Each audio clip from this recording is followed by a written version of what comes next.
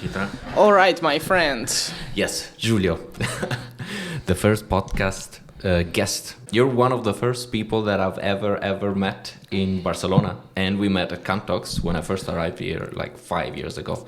So we've worked together at Kantox, at Qonto. It's been a long time. That's crazy. Before I ask you about your experience, I wanted to say a little bit about my experience at Kantox. Because to this day, I think that it was one of the best experiences I've ever had at work. Wow.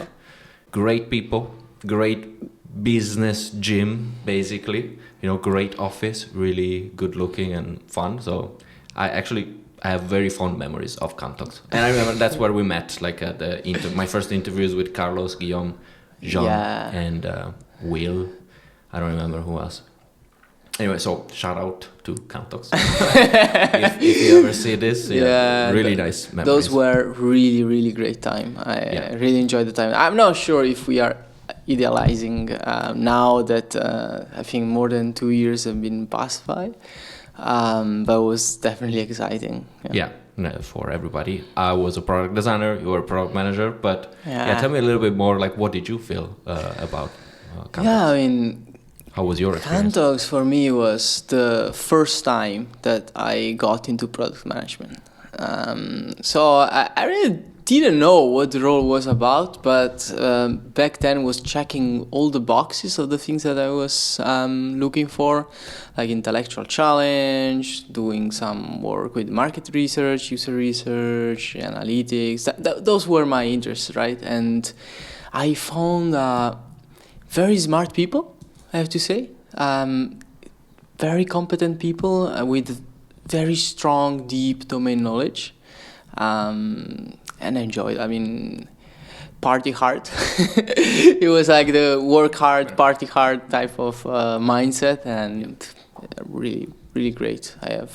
And the office, yeah. What was your best memory? Probably was Christmas party. Christmas party. 2019. 2019, 2020. It was sick. Yeah, that was just before COVID. I remember that Christmas party.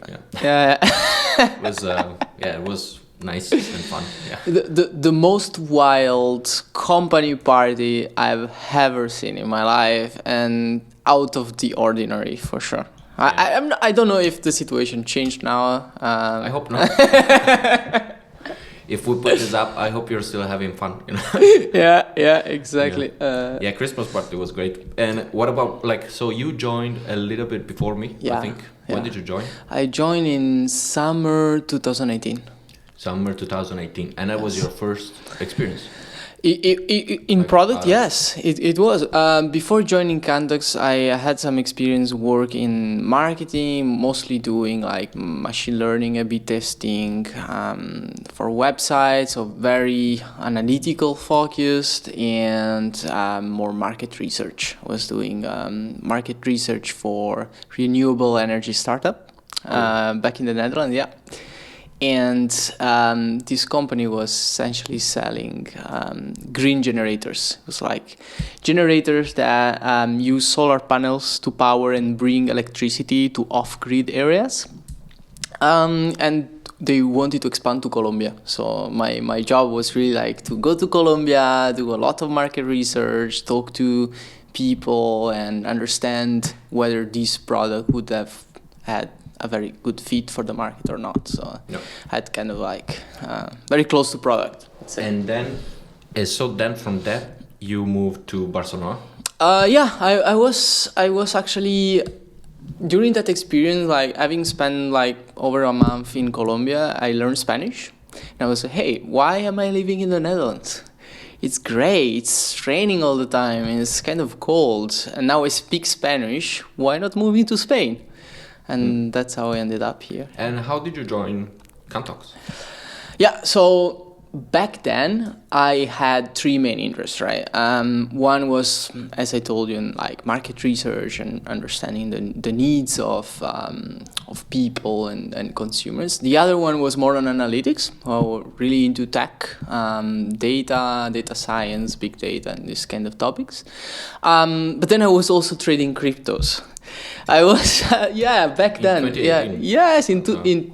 2018. I remember myself going to traveling to Amsterdam to very shady garage places, and there were like those early days crypto conferences where you had like people that nowadays are probably famous because they are the top crypto project, but back then nobody knew about them. And yeah, I was super into the project. I invested in a lot of ICOs back then that now turn like Lisk or Waves or Ethereum and all those projects. I was into it since the early stage. So I really wanted to get into fintech. Yeah, it was like a space that I was deeply interested into. That's why I ended up in Kantox. I say, I don't know anything about product, but I have these 3 interests and skills, let's say. Why not? Yeah. Yeah, and how was your overall experience at Kantox as a product manager? Like what was the best thing about working in product for a fintech company as Kantox? Yeah. And what was the For challenges, sure. if any? Yeah, I mean, when I joined Kantox, to be completely honest, what I was looking for was like innovation, right? I want to join a company. As I told you, right, I was really looking at the blockchain space, where you have like the state-of-the-art fintech. So I wanted to join a startup that is really revolutionizing and changing the way things are going. That's one of the things that I actually found at Kantox when I joined. So I was super excited to understand how dynamic hedging, which was like the top product that the company is selling, right, was working and why it's so innovative. Then we ended up patenting that solution. So now it's patented also in the US. Really? Yeah. They managed to. I remember when we were back then, they were still like in the process of applying for the patent. Now it's official, so the patent is there. It's a real innovation. So that was definitely exciting. Also the challenge, right? Like intellectually speaking, understanding the Kantox product is not trivial. You really need to understand about trading, FX, and how the algorithms work. So for me, all that intellectual stimulation was really great. I loved it, just understanding that. And I don't know, one of the things that I also enjoyed a lot, and that can sound a bit weird from a product manager, but Kantox is super sales driven. Yeah, super sales driven. So probably not the best environment. Like if you want to grow in a product have a product driven career, right? However, we were so involved in the sales cycles. We were having. I recall having like weekly customer review with the COO of the company and co-founders, where we would go so in depth about each customer case and really gaining like a super deep understanding of that customer. So being so close to the founders, being so close to the salespeople that were interacting with the customers on a daily basis to gain that deep understanding, it was actually amazing. Obviously, maybe I lacked a little bit like a direct exposure and a direct touch with the customer itself, which I had, but very few times, right? I could count them on the fingers of a single hand, actually. So that was definitely not the best, right? I wish I could have had more of that. But the level of interaction that we had between product, sales, and the founders themselves was so deep that allowed us really to understand in depth what were the customer problems. Yeah. So yeah. What were the main differences to you, like especially like comparing Kantox and Qonto, like in between, like finance? I would say more like a finance fintech sales driven company with a product and a tech team to support, and Qonto. Well, also there were differences, I guess, because of the size and the stage. Yeah, of course. But also differences in how, like, basically which team or department is leading growth. Yes. Yes. What kind of difference did you see? There are really a lot of differences, and as you mentioned, one of the key ones are due to the size, right? But also the market, right? So essentially, Qonto, as you said, is very product-driven organization, is super customer-centric. Yeah, so the way it operates, the way you need to stay closer to the customer and talking to them to understand what they need. You as a product manager are really becoming the guy that understand what is the customer problem, and you want to craft a solution that solves it. Yeah, in Kantox was, I think, different. It was much more agile, I would say, in a way. So we were very, very close to the sales department and to the engineering. And probably it's also because that happened before COVID, right? Before remote working became a thing. So really sitting at the office and having like sales directors and account executives jumping at your desk every time with new, fresh customer feedback, and being able to actually listen to every single discovery calls, right? Just because the sales guy is next to you, and you have this indirect customer feedback, right, that is reaching to you. That's like just so powerful. And also the fact that that information doesn't stop there, but it reaches the engineers, and then you can have like this loop, like very fast loop that goes from the market, from the customer, through the sales, through the product, up to the engineers, that allows for an incredible speed of work.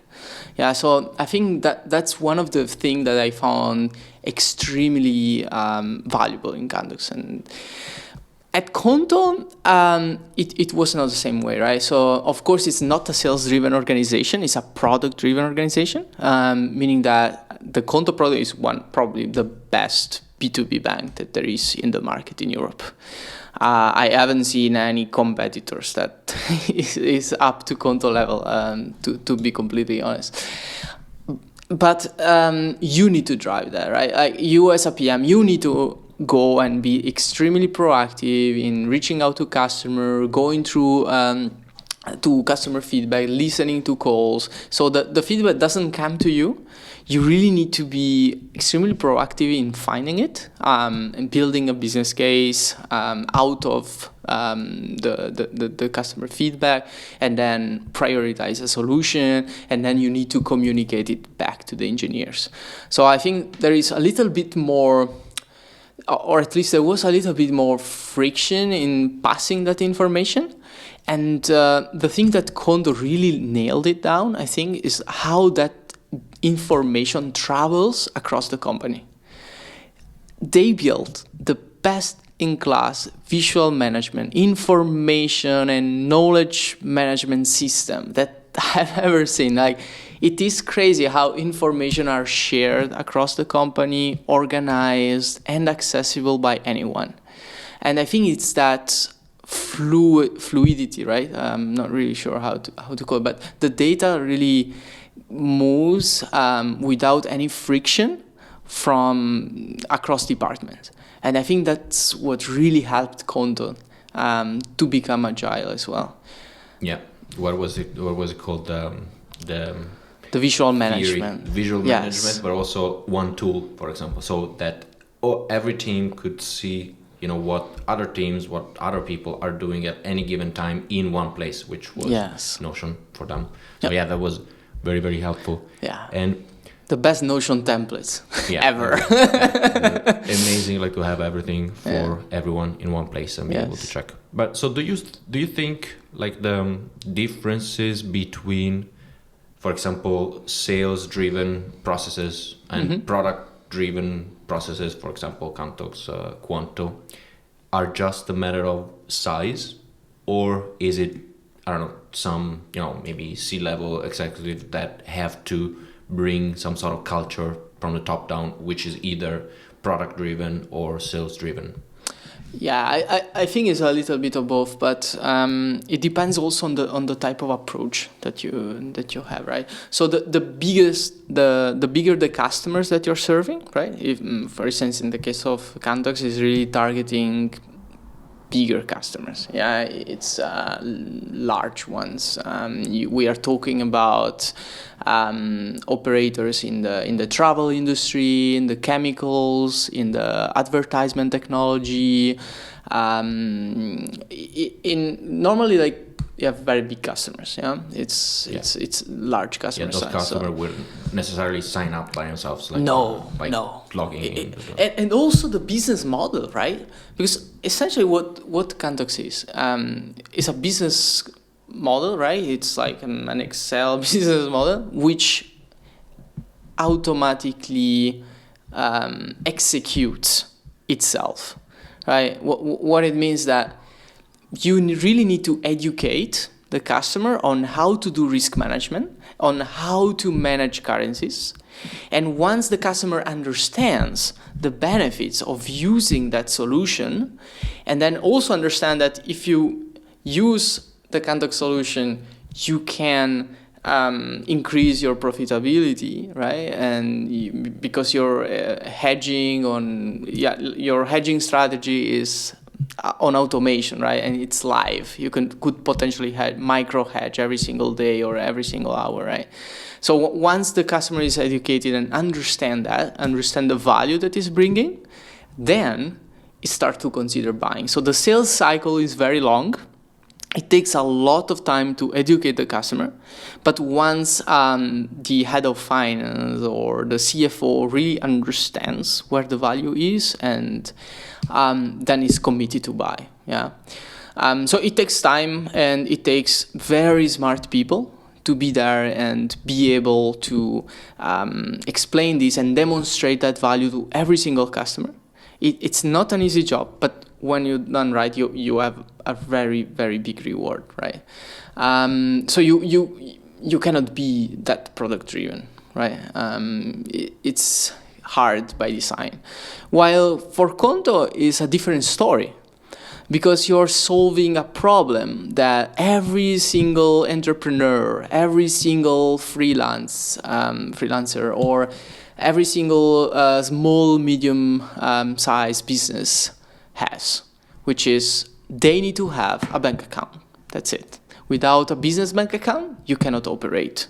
So when you look proactively for a solution, you go on Google, you search, hey, what is the best bank account for my company, and you want to consider different solutions. You find Qonto, you explore the product, right, and you decide to buy it yourself.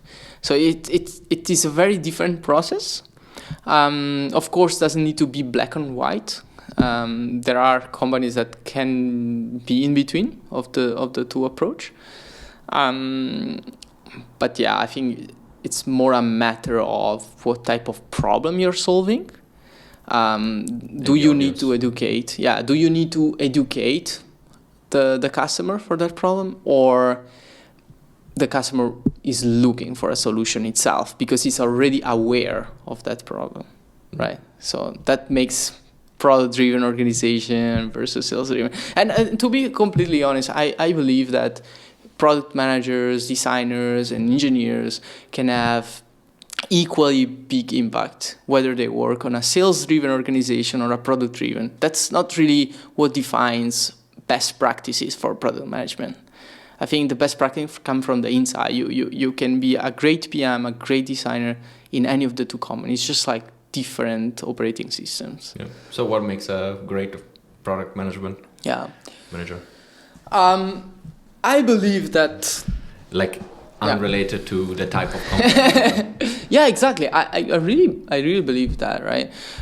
For me, a great product management, whether it's in a sales-driven organization or in a product-driven organization, is like a person that is deeply caring about the problem of the customers, right?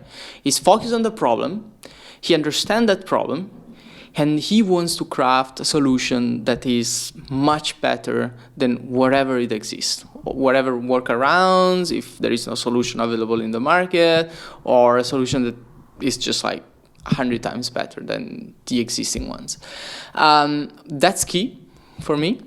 And also I think a good product manager is able to go much farther than just focusing on the product itself. It's called product management, right?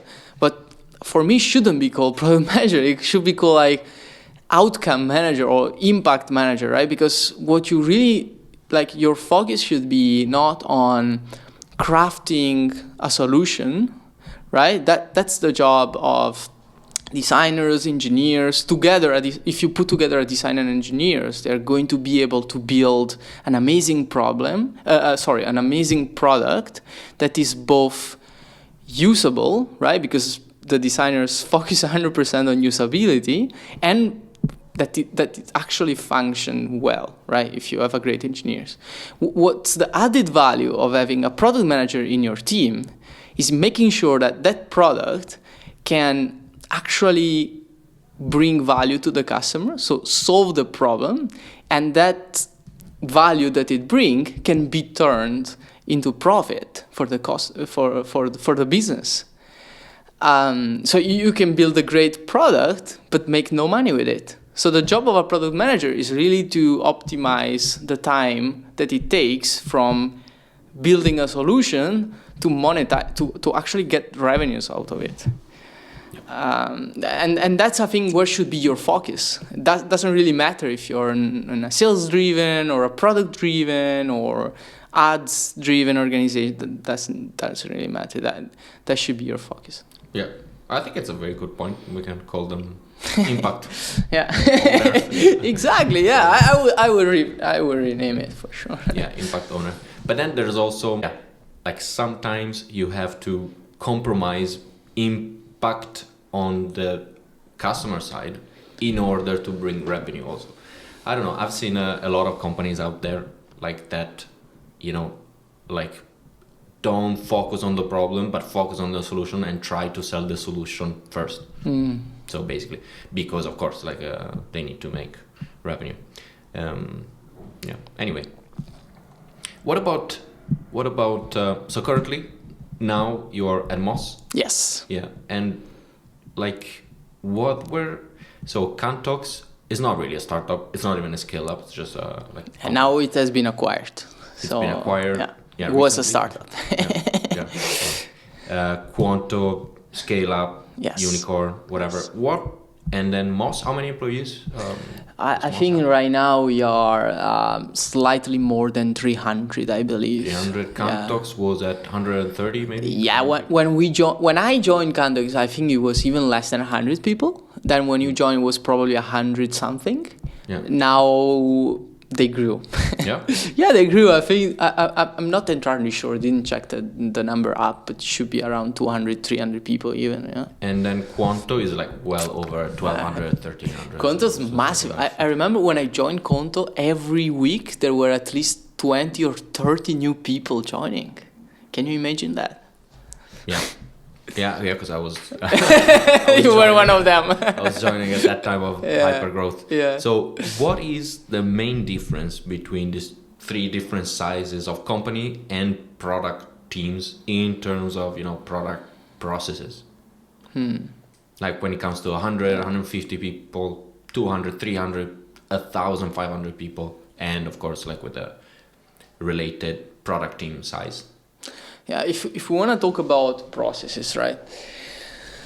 I believe that the larger the company is, the more people you need to coordinate, and those people need to be aligned. Yeah, so having clear visual management and very structured processes to be able to bring solutions that are aligned, right? It's quite important, and that's what I found at Qonto.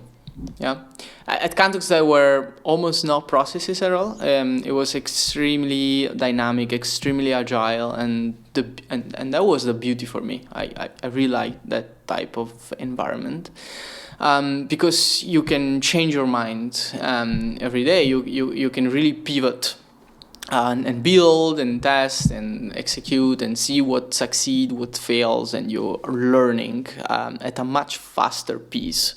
While when you are in a very large company with very structured process, there are also advantages. You can learn best practices, which you would take ages to learn in a small startups. If you want to learn the best product management practices, right? It would really take a lot of failures for you to learn those, unless you have like a super experienced leader in the company. While if you join like a much larger company, you most likely already have those product management best practices already implemented and in place, which makes them a very good gym, right? Like a very good environment to learn.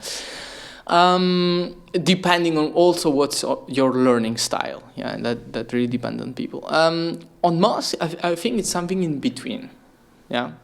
So we still are super agile. We ship very fast. We learn from customers at very high velocity. It keeps us agile, but at the same time we have that basic structure that allows us or reminds us what the best practices are, right? And gives a little bit, brings a little bit of alignment across teams. Because back in Kantox, we were literally 4 or 5 product managers sitting around the same table, and we would coordinate. We would have weekly meetings or even daily meetings with the whole team. So the information was flowing without any type of friction. I cannot say the same of Moss, where you have so many product managers. You really need to have those processes in place. At Moss is something in between. So I believe we are around like 10 PMs or something like that. So it's something in between. We do coordinate, and we do have like a space to share ideas and to collaborate closely together. But you still need a little bit of process. Yeah. How's the product like rituals done at Moss? Like, do you have weekly sprints or kickoffs and demos, things like that? Yeah, in terms of product rituals, what we try is like really to have continuous discovery, meaning that we have a various number of initiatives that are, or bets, if we want to call them, that are being discovered all the time. Yeah. What discovery means is really understanding what is the user value of this initiative or solving this problem, and how would that convert into value for the business as well, right? So we have a bi-weekly meeting where we discuss various initiatives, what insights did we learn from the customers, or shares what is the business case of those initiatives for the business, which involves the whole team. Yeah, so the whole cross-functional team, meaning that those things are not shared just between product managers and engineers or designers, but are also shared with other stakeholders, which could be people from finance, compliance, operation, legal, and so on and so forth. And empowering all of your stakeholders to actually run their own discovery, and bringing new initiatives on the plate to evaluate, it's key. Yeah, it's one of the best way of working that I found, because you're empowering people to run their own discovery, to bring insights on the table. They could be like from the business side or from the user side, and then kind of see where the impact is and prioritize. So I think that's very nice. We also have dailies with engineers and designers, of course. So you do dailies together, product managers, engineers, and designers. Do you have like like teams, product teams? Yes. Or do you do dailies with your own department? I do the daily with me as a product manager, plus the engineers and the designers that are working on the cross-functional. Yeah, exactly. We don't have dailies with PMs that are working on other problem spaces, right? It's pretty focused on the initiative itself. But we do have bi-weekly demos with the broader product team where we share what we are doing, what we're working on across various departments. And that's incredibly valuable because you're learning, okay, outside of my scope, right? My team, for example, is really focusing on the treasurer persona. So the person that actually executes payments, reviews the invoice, making sure that the payments reaches the suppliers, there are enough funds on the balance, and so on and so forth, right? But understanding what are the problems of other user personas that we serve, such as the accountant, the spender, the team manager, and how we are solving those problems, and what is the intersection between other user persona and ours, it is extremely valuable because this is the floor where we learn how to work together and how to build a product that is aligned, right? That is cohesive and allows for the collaboration of multiple persona in the same platform, right? Apart from that, we also have a very cool ritual, which is the weekly design review. And it's led by designers. Yep. And the designer presents what has been working. And the idea is for the designer to present series of user experiences with different options and with the broader team, right? So not only product design and tech, but also the rest of the stakeholders. We review it, we make it considerations, we decide what to test, how to test with the customers. We share insights of how those designs are perceived by the customer, and then we take decisions on what is the best. So who participates at the design review? Yeah, and the design review is led by the lead designer, right? That is actually working on that project. And there is me as on the product side. Then there are engineers. And then we have legal and compliance because for our scope, working in fintech is a highly regulated space. So you always need to review whatever solution that you are designing with legal compliance. So the solution is not decided before the review, like you review different solutions as part of the design review. As part of the process. Yeah, exactly. During the design review, we really want to understand. We bring a proposal on the table, right? With pros and cons, but we really want to get input from other people that might be impacted by that solution, and understand how they perceive it and what insights they can share. I think one of the most interesting feedback that we got is from the MOS financing team itself, because those people are also users of our product. So we are actually very lucky because we have an entire department, the finance department, that is using our own product. And so getting already a feedback before we even have the prototype or some clear design that can be tested, having their feedback, and that is extremely helpful. So what is the general decision-making process for these solutions? There's, I imagine you or a PM that discovers the problem or is part of the discovery, then there's solution, design review process, and then are there any other milestones or checkpoints that you always go through? So when it comes to design, what we want to do is first having a range of solutions that we can consider. So we're trying to brainstorm and ideate what are the different options, and then capture feedback on, like, well, what are the constraints, right? What is desirable for the user and for the customers, as well as what is feasible for us to build, right?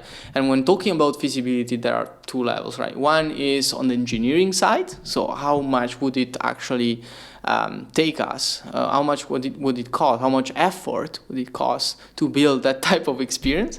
Because sometimes designers can be very, very creative. Optimistic. Yeah, very optimistic and creative. So you can do everything. Yeah, exactly. And then you also want to understand what are the limitations in the space. Sometimes you have some requirements from the partner. So if you're building a solution in partnership with an external providers, you might need to comply to certain rules, right? Then you have the regulatory aspects. So we start very broad with a range of solutions, what's really ideal for the customers, and then from there we start to converge towards something that it's feasible. Yeah. And then ultimately, like, who's the responsible for the decision, or who's making the decision based on all different constraints? So you have regulatory constraints, engineering constraints, maybe design preferences. Yes. And then how is this decision picked? Yeah. So when we pick a decision, there is always someone that is not entirely happy about that decision. You cannot make everyone happy. Sometimes it's possible, and that's the ideal happy scenario, but many times it's not. Because the variety of stakeholders that you need to take into account. So normally I would always, as a product manager, I would always advocate for the customer, because in the long term, I'm convinced that if you are building something that customer love, it's going to turn into a positive business outcome sooner or later. But that's not always the reality, right? Because sometimes you have short-term goals, or you have some limitation, even in the regulatory space, that you need to comply, right? That there are rules. So it's always a matter of how much risk do we want to take? How far are we? How far do we want to push? Yeah. So there are certain constraints that we know that we have, and that's it in any company. It was in Kantox, in Qonto, in Moss. Like, even if you go to a large bank, you would find the same approach.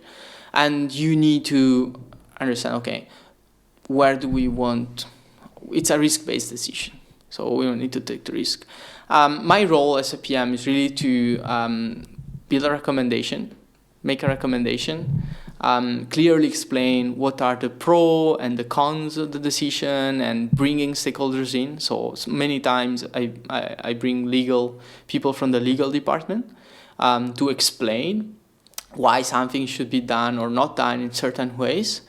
And then once the risk is clarified, if we cannot reach an agreement between each other, because I'm maybe advocating for a solution that is more streamlined for the customer, while the regulatory is putting some friction, wants to add some friction, right, in the user experience, I would escalate, present the two possibility to the leadership, and rely on them to make a risk-based. A great chat. Is there anything else like you want to say before we wrap up? Suggestions for, I don't know, junior PMs, like just looking for work right now, because it's a pretty tough market. So I don't know. It's a tough market, and what I'm observing is that a lot of companies are now looking for fundraise. So many founders are reaching out to investors this time. It can be a bit stressful. There are not so many job openings. Companies in general are aiming for profitability and sustainability of the business over growth at all cost. So we are not in an environment anymore where there are plenty of jobs in the market. What I would advise is, like, really take your time and try to join an environment where you have the possibility to grow and that suits you, don't take the first choice. That would be my advice. Okay. Well, thank you very much, Giulio, for being the first guest of the JKPO podcast. So, might change name in the future, actually. So thank you very much. See you next time. Thank you, Jacopo. It was a pleasure.